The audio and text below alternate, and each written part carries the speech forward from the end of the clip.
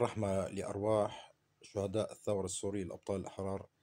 امبارحة باليوم الثاني لصندوق التنمية اللي شفت اللي كان حاضر أغلبيته فقراء، اللي ماسك بإيده 5000 جاي يتبرع فيها، اللي واحد سمعته في داني أقول له هي طبخت اليوم، طبخت اليوم ندبر حالنا شو ما كان.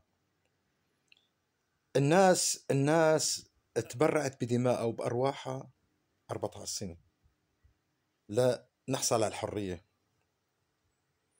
وبده يجوا التجار يتاجروا اللي كانوا يدعموا الآلة الأسدية بملايين الدولارات بالصباط. ما عم نطلب منكم نحن صدقة ولا عم نطلب بس الحقوق اللي كنتوا عم تتهربوا منها، الماليات اللي عم تتهربوا منها.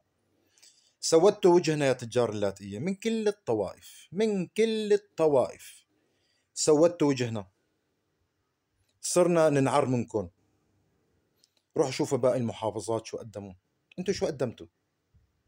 انتوا هربتوا اولادكم على اوروبا، اولادنا كان تحت المكابس، كانت اولادنا عم تتقتل بالسجون وانتوا عم تتاجروا بدمانا.